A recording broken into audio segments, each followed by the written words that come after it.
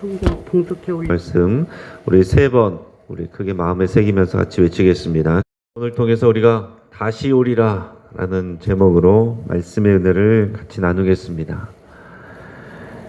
오늘 지금 우리가 부활절 관련 행사로 부활을 그리다 우리 1층 주차장에서 우리 조각조각 나 있는 그림에 색칠을 해서 이제 전체 큰 그림에 붙이는 이런 지금 행사를 하고 있습니다.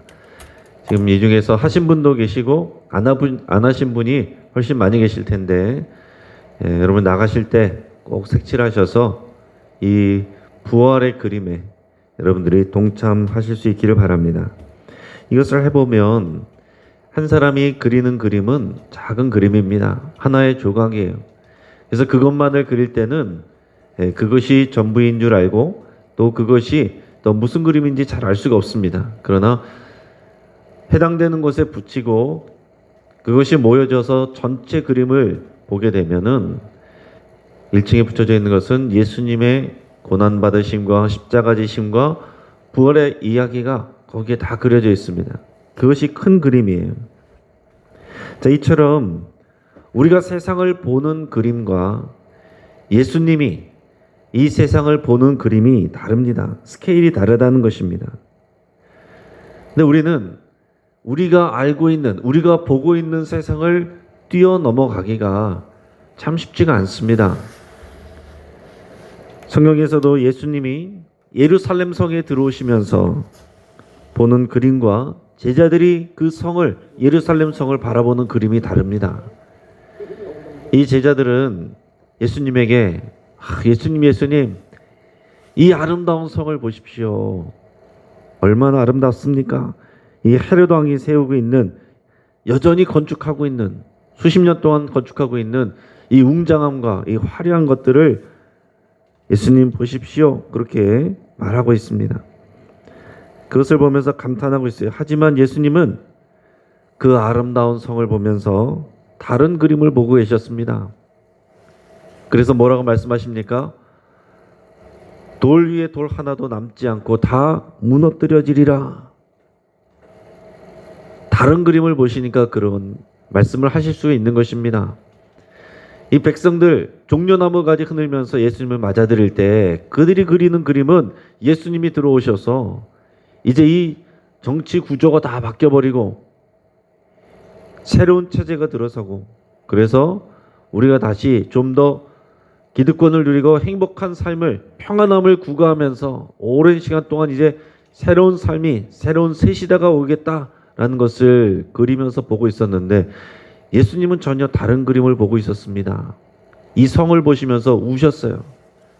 다른 사람들이 보지 못하는 그림을 보시니까 우시는 겁니다. 그러면서 나중에 이 성에서, 이 성 안의 사람들이 겪게 될 그 고통, 그것을 보면서 예수님이 우셨다라고 성경은 기록하고 있습니다. 또 월요일에 예수님이 성전으로 들어가셨습니다. 제자들은 이 헤롯 성전의 엄청난 규모와 화려한 시설을 보면서 또 감탄했습니다. 하지만 예수님은 그 안에서 부패한 인간들의 죄성을 보셨어요. 그래서 성전 안에 장사하는 사람들을 내쫓고 판매되던 이런 짐승들을 내몰고 환전하던 이런 상을 다 뒤집어 엎어버리셨습니다. 왜 그렇습니까? 사람들과 예수님이 보는 그림이 다르기 때문에 그런 것입니다. 하나님의 아들이신 예수님은 우리가 보는 그림과는 비교할 수 없는 훨씬 큰 그림을 보고 계십니다. 그것은 하나님이 예수 그리스도를 통해서 이 땅에 이루시고 완성해가는 하나님의 나라. 우리 오늘 2주의 말씀으로 내 집은 기도하는 집이 되리라 그랬는데 결국에는 온 세상이 하나님의 집이 되는, 하나님의 나라가 되는 그런 큰 그림을 보고 계신 겁니다. 그래서 제자들과 유대인들이 바라보는 것은 예수님을 통해서 이 하나님의 나라가 이스라엘인 것으로 생각하고 있었습니다. 이스라엘이 하나님의 나라가 되고 이스라엘이 많은 나라들 위에 우뚝 서게 되는 것, 이것만 바라보고 있었습니다. 그런데 예수님이 보시는 하나님의 나라는 온 세상과 모든 민족에게 연결되어 있는 것입니다. 자, 우리는 우리가 꿈꾸고 기대하고 있는 세상이 있습니다. 그런 그림이 있어요. 그러나 예수님이 보여주시는 더 큰 그림의 세계를 볼 수 있기를 축복합니다. 우리가 예수를 깊이 생각하라 라는 주제로 우리가 새벽마다 모이고 있는데, 예수를 깊이 생각한다는 것, 그것은 예수님이 바라보고 계신 그 그림을 우리도 보는 것입니다. 그래야 의미가 있는 거예요.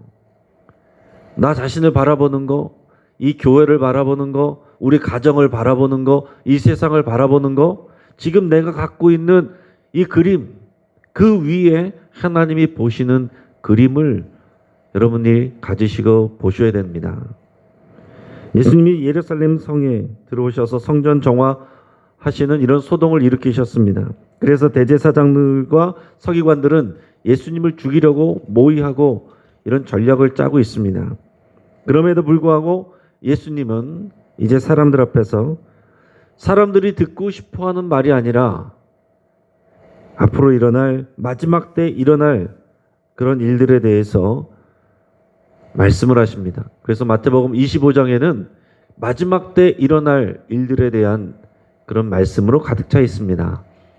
그래서 25장에 보면 첫째는 열처녀 비유가 나옵니다. 여러분 열처녀 비유 아시죠? 이 열처녀 비유에서 중요한 것은 뭐냐? 신랑이 지금 이곳에 있지 않아요. 이제 유대의 풍속에 따르면 신랑이 이제 신부를 데리고 옵니다. 기다리고 있는 열처녀는 들러리들이에요. 이 열처녀가 기다리고 있고 신랑은 먼 곳에 가서 신부를 내려오는데 언제 올지 모릅니다.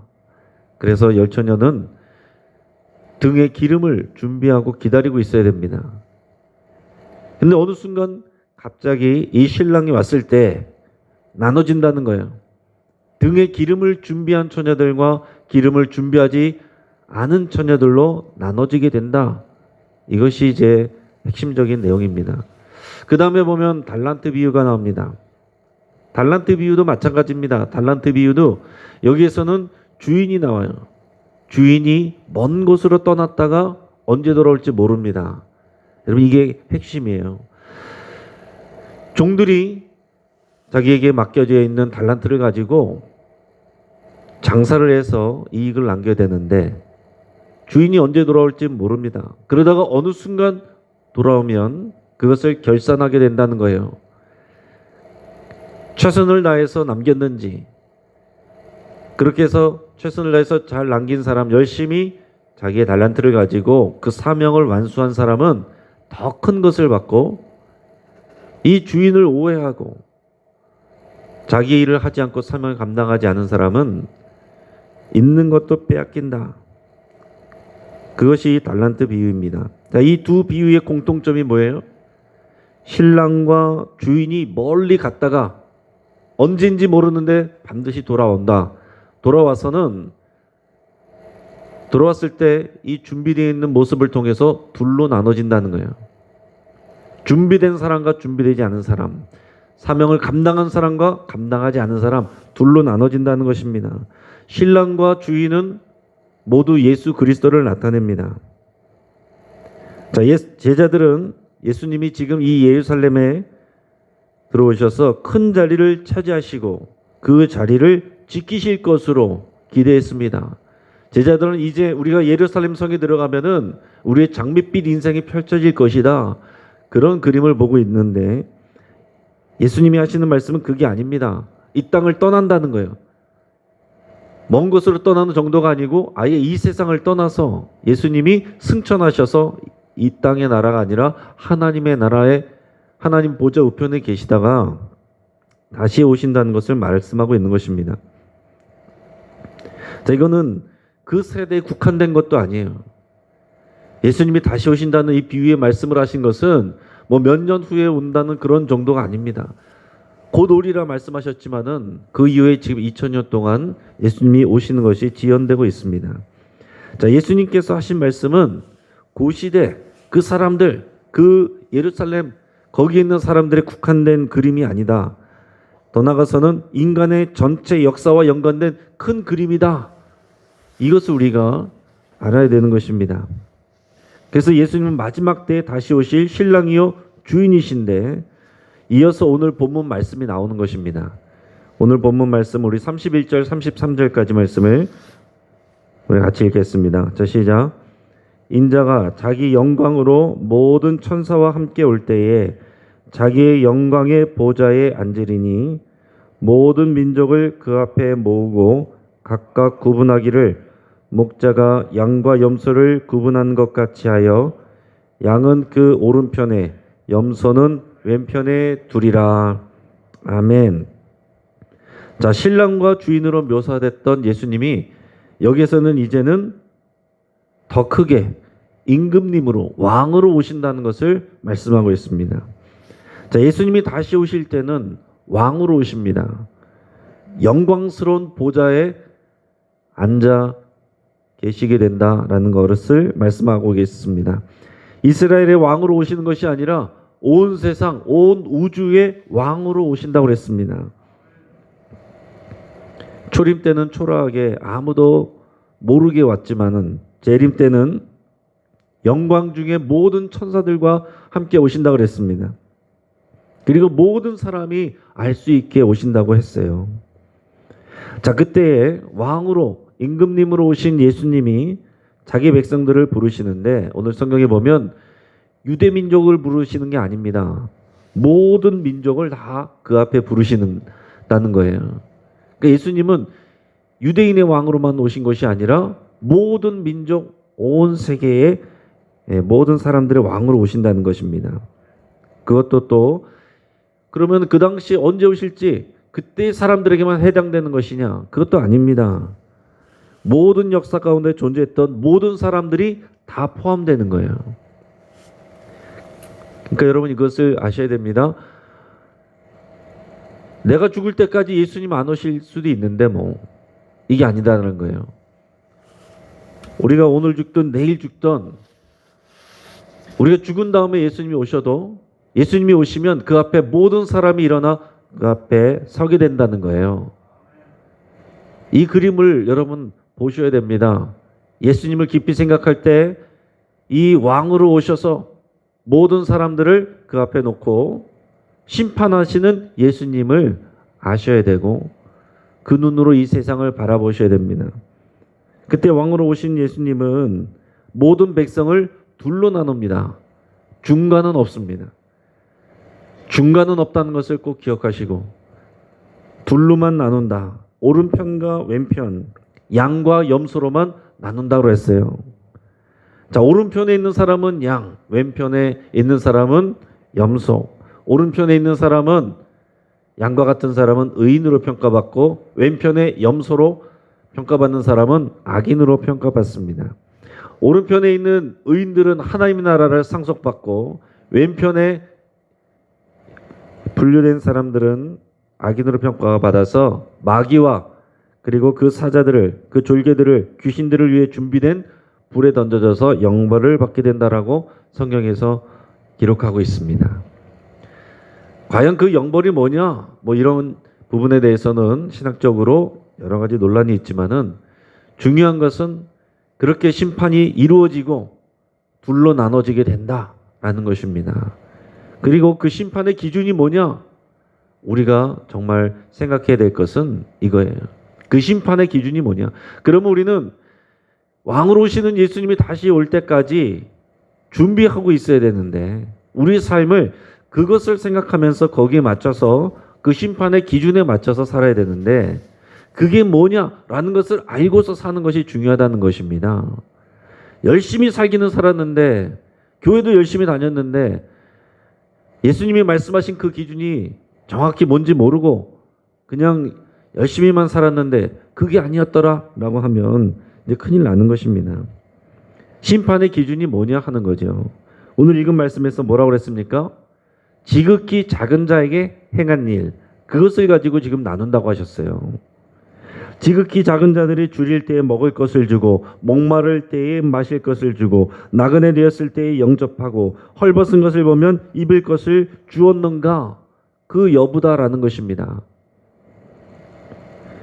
예수님은 이 지극히 작은 자에게 행한 것이 곧 나에게 행한 것이다 이렇게 말씀하셨습니다. 그래서 이 일을 행한 사람은 하나님 나라를 상속받고 이 일을 하지 않는 사람은 영벌에 처해진다. 이런 말씀을 하셨어요. 근데 여러분 잘 생각해 보십시오. 이게 선뜻 이해가 되십니까? 우리가 많이 읽었던 말씀이지만, 많이 들었던 말씀이지만 이것이 바로 이해가 되시냐고요. 뭔가 우리 안에서 생각과 충돌되고 부딪히지 않습니까? 우리가 알고 있고 우리가 생각하는 예수님, 우리가 생각하는 구원은 어떤 것입니까? 어떤 행위로도 구원받을 수가 없고 오직 믿음으로만, 예수님을 믿는 믿음으로만 구원받는다고 우리 배웠습니다. 그렇죠? 근데 예수님께서 뭐라고 말씀하십니까? 지극히 작은 자에게 행한 그 일로 나눠진다라고 그랬어요. 여기서 우리가 충돌이 생깁니다. 의문에 빠질 수가 있는 것이에요. 도대체 이게 무슨 얘기일까? 이게 들을 때는 작은 자에게 행한 일이 중요하구나. 작은 자를 도와야 되겠구나. 이런 생각을 하지만 사실은 이제 이게 충돌되는 것처럼 느껴진다는 거죠. 아니, 예수님을 믿기만 하면 그 믿음으로만 구원받는다고 우리가 배웠는데 예수님이 하시는 말씀은 작은 자에게 행한 그 일로 우리가 구원을 받고 못 받고 이런 말씀을 하시니 이것이 뭔가 좀 혼동스러울 수 있다라는 얘기입니다. 그리고 어떤 분들은 이 말씀을 강조하면서 작은 자에게, 지극히 작은 자에게 행한 것, 이것이 중요하다고 말씀하셨고 그것을 통해서 심판하신다고 말씀하셨으니 교회가 가장 중요하게 여겨야 될 것은 구제 행위다, 이렇게 얘기하는 분들도 있습니다. 교회가 가난한 사람들과 소외된 사람들, 어려운 사람들, 이런 사람들을 돕는 것 당연합니다. 그러나 오늘 말씀을 그렇게 해석하면 안 되는 거예요. 그런 구제 행위로 우리가 구원을 받는다고 한다면 여러분, 예수님을 믿지 않고 열심히 불쌍한 사람 돕는 사람들이 그럼 하나님 나라 가고 교회 다니는데 별로 안 도운 사람들은 천국에 못 가고 그렇게 되겠습니까? 그게 아니라는 거죠. 더 나아가서는 이 지극히 작은 자의 이 성소수자 가도 마찬가지로 들어있고 이 편에, 성소수자의 편에 교회가 서야 한다고 생각하는 분들도 있습니다. 그래서 이 말씀을 근거로 교회가 이 성소수자들도 섬기고 영접해야 될 지극히 작은 자들로 봐야 된다라고 이렇게 말하는 경우도 있습니다. 이게 아예 틀린 말은 아닙니다. 성소수자들도 하나님의 잃어버린 백성들이고 하나님의 사랑하는 자들이고 그 영들 구원받아야 됩니다. 하지만 이 말씀을 그렇게 적용하는 것은 옳은 것이 아닙니다. 믿음이 없이 구제 행위만으로 하나님 나라에 들어간다, 하나님 나라를 상속받는다, 이런 얘기가 아니다라는 거죠. 우리 오늘 본문 말씀이 아니지만 우리 37절에서 40절까지 한번 같이 읽겠습니다. 37절에서 40절까지 말씀을 같이 읽겠습니다. 시작. 이에 의인들이 대답하여 이르되 주여, 우리가 어느 때에 주께서 줄이신 것을 보고 음식을 대접하였으며 목마르신 것을 보고 마시게 하였나이까? 어느 때에 나그네 되신 것을 보고 영접하였으며 헐벗은 것을 보고 옷 입혔나이까? 어느 때에 병드신 것이나 옥에 갇히신 것을 보고 가서 배웠나이까 하리니, 임금이 대답하여 이르시되 내가 진실로 너에게 이르노니 너희가 여기 내 형제 중에 지극히 작은 자 하나에게 한 것이 곧 내게 한 것이니라 하시고. 아멘. 자, 의인들은 자신들이 언제 예수님을 돕고 섬겼는지 그것을 알지 못하고 있었습니다. 그래서 그것을 물어봤어요. 저희가 언제 예수님을 돕고 섬기고 헐벗을 때 입혀드리고 배고플 때 먹여드리고 목마를 때 마시게 했습니까? 여기에서 예수님이 뭐라고 말씀하시냐면 너희가 내 형제들 중에 지극히 작은 자 하나에게 한 것이 곧 내게 한 것이니라, 이렇게 말씀하셨습니다. 내 형제들 중에 지극히 작은 자라고 말씀하신 거예요. 내 형제가 뭐냐? 내 형제는 같은 이런 예수 그리스도에게 연결되어 있는 믿음의 공동체 구성원을 말씀하시는 것입니다. 자, 우리에게 적용하면 믿음의 공동체, 교회, 이 교회의 성도들을 가리킨다 말씀할 수 있습니다. 자, 이 교회의 성도들과 이 지체들이 신앙 때문에 핍박받게 되고 가난하게 되고 어려움을 당하게 될 때 그들을 마땅히 돌봐야 된다라고 예수님이 말씀하고 계신 것입니다.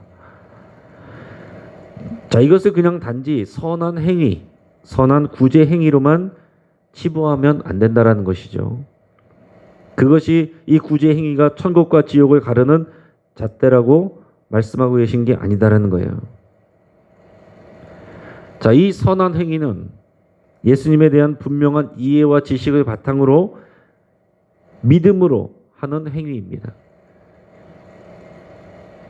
그냥 내가 선하기 때문에, 긍휼함 때문에 인류애를 가지고 이렇게 사람들을 돕는 것을 말하는 것이 아니라, 우리는 예수의 지체들이고, 우리는 그리스도 안에서 형제들이고 믿음의 가족들이기에 예수님으로 인해서 핍박받고 고난받고 헐벗고 있는 사람들을 도와야 된다라는 것입니다. 주님의 몸된 교회를 귀하게 여겨야 된다는 것을 주님이 말씀하고 있는 것이에요. 자, 그렇기 때문에 여러분, 이 믿음의 공동체 교회에 대해서 내가 생각하고 있는 교회, 그 그림을 벗어나시기를 축복합니다. 지금 예수님이 그리고 있는 이 교회에 대한 그림을 우리가 배우고 느낄 수 있길 바랍니다. 자, 그러면 교인들끼리만 서로 돕고 살면 되는 것인가? 예수님이 하신 말씀은 교회 성도들끼리 서로 돕고 그렇게만 지내면 된다는 얘기입니까? 그 당시의 제자들은 어떻게 생각했어요? 그리스도가 유대인들만을 위해서 오시는 분이라고 생각을 했습니다. 예수님도 처음에는 그 말씀을 하셨어요. 내가 유대인, 내 백성들, 하나님의 백성들, 나에게 주신 백성들을 위해서 왔다라고 말씀하셨습니다. 하지만 유대인으로 시작되어서 이방인들에게까지 이어지고 확장되는 것이 이미 구약 성경에서부터 주님이 말씀하신 것이고 하나님의 큰 그림입니다. 유대인들은 잘 몰랐어요. 지금도 이 이스라엘 사람들, 유대인들은 자기들만을 위해서 그리스도가 오는 것으로 지금도 기다리고 있습니다. 이미 오셔서 이방인들에게 확장되고, 오늘날 저와 여러분들이 이 자리에서 고난주간 특별 새벽 기도로 지금 모이고 있는 거 알지도 못하고 생각도 안 하고 있고 우리와 상관없다고 생각하고 있습니다. 하나님의 마음은 이 유대인들을 시작으로 해서 이방인들에게 하나님의 이 은혜와 생명이 번져가게 하신 것입니다. 자, 그렇다면 지금 이 교회 밖에 있는 지극히 작은 자들을 바라볼 때 우리는 어떻게 바라봐야 되느냐? 회복되고 돌아와야 될 잠재적인 형제, 이렇게 봐야 된다는 것입니다. 자, 우리 교회 안에 있는 사람들, 교회 밖에 있는 사람들 나눠서 교회 밖에 있는 사람들은 우리가 싸워야 될 존재로 보는 것이 아니라 저들도 잃어버린 형제고 회복되고 돌아와야 될 그런 하나님의 나라의 잃어버린 아들들, 자녀들, 이렇게 봐야 된다는 것이에요. 이게 믿음의 태도입니다. 그래서 단지 인류애적인 봉사정신으로 구제하는 것이 아니라 예수님 때문에 그들을 영접하고 섬기는 것, 이게 우리에게 필요하다라는 얘기입니다.